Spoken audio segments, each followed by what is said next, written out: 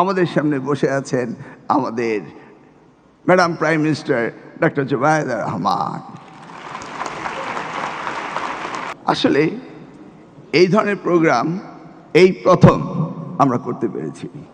এই আইডিয়াটি কিন্তু এসেছে, যেটা মাহাদি আমিন অনেকখানি বলেছে, আমাদের সামনে বসে আছেন আমাদের madam prime minister doctor Zubaida Rahman. আমরা এর পূর্বে ঢাকা ডিভিশনের যে অনুষ্ঠানটি ফাইনাল রাউন্ডে এসেছিল শাহিন স্কুল অ্যান্ড কলেজে, সেই অনুষ্ঠানে তিনি উপস্থিত ছিলেন এবং দেখেছি। আজকে আমার এবং গতকালকে প্রত্যেকটি স্টলে গিয়ে মনে হলো যে আমাদের দেশে নিউটন আইনস্টাইনের অভাব নেই। যেই স্টলেই যাচ্ছি এত ইনোভেটিভ, এত সুন্দরভাবে তারা এক্সপ্লেইন করছে, এত ক্রিয়েটিভিটি তাদের ভিতরে রয়েছে। প্রতি সপ্তাহে সর্বোচ্চবার বিকাশ পেমেন্টে 50 জন হবেন পেমেন্ট চ্যাম্পিয়ন। জিতে নিন টিভি সহ আকর্ষণীয় সব প্রাইজ। যেটা দেখে ভাবছিলাম আজকে নিশ্চয়ই মাননীয় প্রধানমন্ত্রী আমাদের সময় দিয়েছিলেন 2 ঘন্টা, তিনি বোধহয় 2 ঘন্টা যেতে পারবেন না। এমন একটি অবস্থা হলো, প্রত্যেকটি স্টলে তিনি গেলেন এবং জিজ্ঞেস করতে চাইলেন, জানতে চাইলেন তাদের ক্রিয়েটিভিটি, তাদের innovation is unparalleled, beyond imagination. আমাদের দেশে এই ক্ষুদে বিজ্ঞানীরা সত্যি, তিনি যদি সুযোগ থাকতেও আরও 3-4 ঘন্টা থাকতেন। কিছুক্ষণ পরে আমাদের যা সংসদ সদস্য মাননীয় মন্ত্রীগণ ছিলেন তাদেরকে নির্দেশ দিলেন আপনারা সংসদে চলে যান, কিন্তু তবু মাননীয় প্রধানমন্ত্রী অনুষ্ঠানগুলি দেখতে চাচ্ছেন। আজকের প্রধানমন্ত্রী, তার ভাবনা আগামী বাংলাদেশ। এইভাবে হৃদয় থেকে বাংলাদেশকে যেভাবে তিনি ভালোবেসেছেন, ঠিক তেমনিভাবে ভালোবেসেছিলেন প্রয়াত পিতা শহীদ রাষ্ট্রপতি জিয়াউর রহমান। ঠিক তেমনিভাবে ভালোবেসেছিলেন এদেশকে, এদেশের শিক্ষা ব্যবস্থাকে, এদেশের ভবিষ্যৎকে আমাদের প্রিয় দেশমাতা বেগম খালেদা জিয়া। আজকে আমরা সত্যি একজন নেতা পেয়েছি, যার সামনে আমরা, যার হাত দিয়ে এই বাংলাদেশকে গড়ে তুলতে পারবো। আজকে এই জিনিসটি এই সকলের সামনে, এই ক্ষুদে শিক্ষার্থীদের সামনে প্রমাণ পেলাম আজকে আমরা।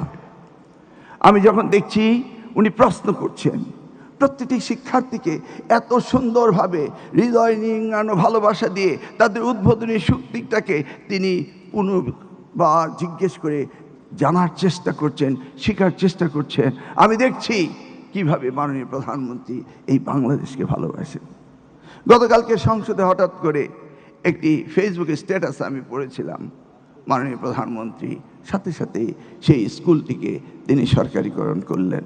সেটি থানচি এই উপজেলার তিন্দু একটি উচ্চ মাধ্যমিক বিদ্যালয়ের সেই প্রধান শিক্ষক তার স্কুলের শিক্ষকের বেতন জোগাড় করতে পারছে না বলে তিনি স্পিড বোট চালিয়ে ট্যুরিস্টদের কাছ থেকে টাকা রোজগার করে স্কুলের শিক্ষকদের বেতন দিতেন।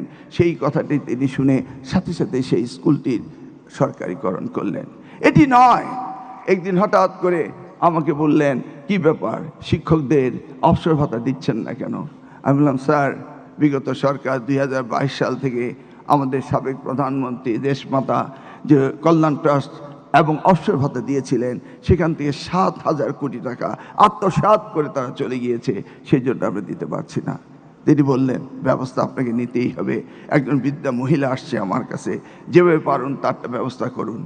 আমরা তাৎক্ষণিক সেই মহিলার ব্যবস্থা করলাম, শিক্ষিকার ব্যবস্থা করলাম। সাথে সাথে তিনি আবার এই বাজেটে 300 কোটি টাকা অ্যালোকেট করলেন, সেই সাথে 2,000 কোটি টাকার বন্ড দিলেন, যেন এই শিক্ষকরা আগামী দিনে আর কষ্ট না পায়। একবার ভেবে দেখুন, আমি তো এই দায়িত্ব আগেও ছিলাম, দেখেছি। এবার তিনি নিজ গুণে নিজেই বললেন যে প্রয়োজন হয় আমি 5% পর্যন্ত জিডিপির এই বাজেটে উন্নতি করব শিক্ষার জন্য। আমরা অনেক ভেবেচিন্তে এবার 2% জিডিপির আমরা নিয়েছি, তা 1,36,000 কোটি টাকা আমরা পেয়েছি ওনার কাছ থেকে। শিক্ষার ব্যাপারে তিনি এতটা ভালোবাসেন যে যে কোনো প্রজেক্ট নিয়ে আমরা যাই না কেন, তিনি সেটাকেই আলিঙ্গন করে সেই প্রজেক্টকেই তিনি আমাদেরকে সাহায্য করেন। দেখুন, আজকের এমন কর্মব্যস্ততার দিনে, বাজেট অধিবেশনের শেষ দিনে তিনি তড়িঘড়ি করে বক্তৃতা শেষ করে এসে এই ক্ষুদে শিক্ষার্থীদের সাথে আজকে সকলের সাথে কি সুন্দর আলোচনা করলেন। আমরা সত্যি পেয়েছি আগামী বাংলাদেশ গড়ার জন্য যেই নেতৃত্ব আমাদের দরকার সেই নেতৃত্ব আমরা পেয়েছি। আপনারা সকলে আল্লাহ রাব্বুল আলামিনের কাছে দোয়া করবেন তিনি যেন সুস্থ থাকেন এবং এই বাংলাদেশকে যেন তিনি আগামী দিনে নিয়ে যেতে পারেন, সেইটাই হবে আমাদের সকলের আশা।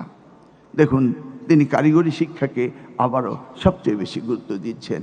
এই বছর কারিগরি শিক্ষায় তিনি 18,000 কোটি টাকা বাজেট উন্নীত করেছেন। তিনি জানেন এদেশের শিক্ষিত জনগোষ্ঠীকে কর্মসক্ষম জাতি হিসাবে বানাতে হবে, এক্সপ্যাট্রিয়েটদেরকে ট্রেনিং দিয়ে বিদেশে পাঠাতে হবে। এই জাতিকে উন্নত করতে হলে শিক্ষার কোনো বিকল্প নেই, এই জিনিসটি তিনি অনুধাবন করেছেন এবং সেই জন্যই তিনি কাজ করে চলেছেন। ইনশাআল্লাহ খুদে শিক্ষার্থীরা, তোমরা এমন নেতা পেয়েছো, তোমাদের ভবিষ্যৎ অত্যন্ত উজ্জ্বল হবে। আমরা বিশ্বের দরবারে শির উঁচু করে দাঁড়িয়ে যাব ইনশাআল্লাহ, দেখাবো সবার আগে বাংলাদেশ।